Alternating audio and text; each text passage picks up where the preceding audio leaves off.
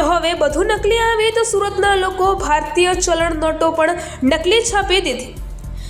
ઘટના છે સુરતના સરથાણા વિસ્તારની, જ્યાં બાતમીના આધારે એસઓજીની ચાલક ટીમ દ્વારા નકલી ચલણી નોટો છાપવાનું મિની કારખાનું ઝડપી પાડવામાં આવ્યું હતું. પોલીસે આ વાતની શંકા જતાં પોતાના ખબરીઓ કામે લગાડી દીધા હતા અને ચોક્કસ જગ્યાની માહિતી મળતા એસઓજી ટીમ દ્વારા રેડ કરવામાં આવી હતી, જેમાં કમ્પ્યુટર પ્રિન્ટર સહિત મુદ્દામાલ કબજે કરી આગળ કાર્યવાહી હાથ ધરી 3 પકડાયેલ આરોપીઓના રિમાન્ડ માંગી વધુ તપાસ હાથ ધરવામાં આવી છે.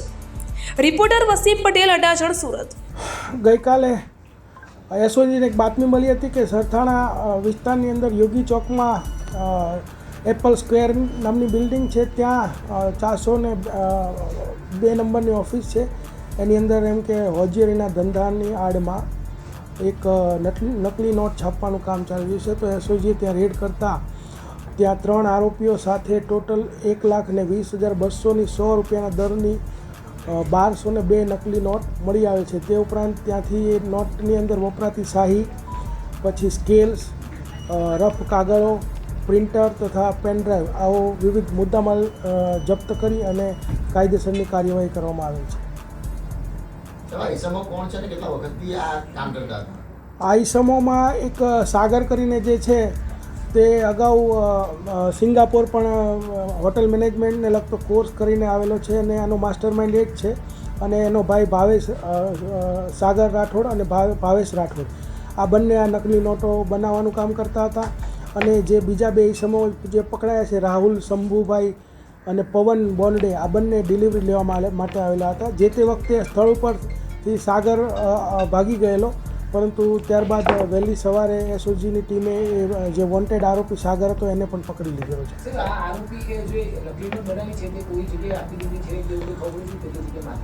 પ્રારંભિક જે પૂછપરછ કરીએ તો પહેલાં એ લોકોએ 10,000 રૂપિયાની નકલી નોટ બનાવેલી અને લારી ગલ્લે અથવા તો પેલી ચાની કીટલીને એવી જગ્યાએ છૂટક એને વાપરીતી વરાછા વિસ્તારમાં.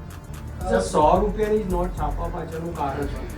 100 રૂપિયાની નોટ છાપવા પાછળનું કારણ એ કે 100 રૂપિયાની અંદર નોટમાં કોઈને શંકા નહીં જાય કે આ નકલી હશે. 500 રૂપિયાની નોટ હોય તો કોઈને શંકા જતી હોય છે અને ઘણી વખત અગાઉ 500 રૂપિયાની નોટો પકડાયેલી પણ છે. તો એ લોકો વધારે ખરાઈ કરતા હોય છે. એટલે એ લોકોનો ઈરાદો એવો છે કે ભાઈ 100 રૂપિયા આપણે છાપીશું, જલ્દી પકડાઈશું નહીં.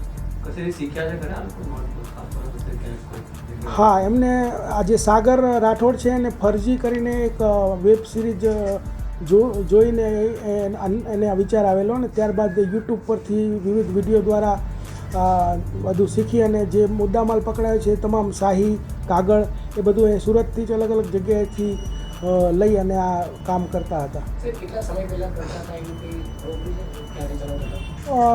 લગભગ 6-1 મહિનાથી આ લોકો આ કામ કરતા હતા. 4 જણા ભેગા કેવી રીતે થયા?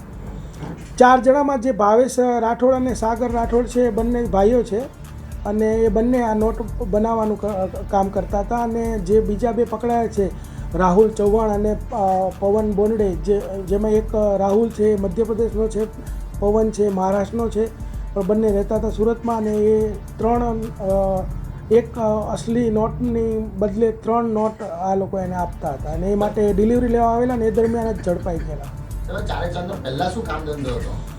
આ 4 10 સાગર છે 10 પાસ છે અને બીજા અભણ છે, એટલે નાનું મોટું પેલા ટેક્સટાઇલ માર્કેટમાં એ લોકો કામ કરતા હતા. સાહેબ, આજે આરોપીઓ જે છે તેનો ગુનાહિત ઇતિહાસ પેલા આગળ કહેતો કોઈ? ના, અત્યારે એવો કોઈ ગુનાહિત ઇતિહાસ હોય એવું ધ્યાનમાં નથી. દેશની કરન્સીને નુકસાન કરીએ કેટલું મોટું ષડયંત્ર. હા, એ તો આ લોકોએ સ્ટાર્ટ કરેલું અને આપણે એને તરત જ પકડી લીધા છે. અને ખરેખર એ સાચી વાત છે કે આ એક આપણા અર્થશાસ્ત્રને નુકસાન પહોંચાડવાનું કામ છે. અને એવી ઘણી બધી પ્રવૃત્તિઓ અત્યારે ઓનલાઈન ફ્રોડ ને એવું ચાલી રહ્યું છે. તો જે હંમેશા વધારે નહીં ચાલવા દેવું જોઈએ અને પકડાઈ જ જવું જોઈએ. સાહેબ, આરોપી જે પકડાયા છે તેની સામે કયા કલમ મુજબ કઈ મુજબનો ગુનો નોંધ્યો છે? આરોપી જે પકડાયા છે એની સામે BNSની જે કલમો છે, BNS 178, 179, 80, 181 અને 61(1)(2) મુજબનો ગુનો દાખલ કરેલો છે. સર, ઓફ ધ રેકોર્ડ એના ફેમિલી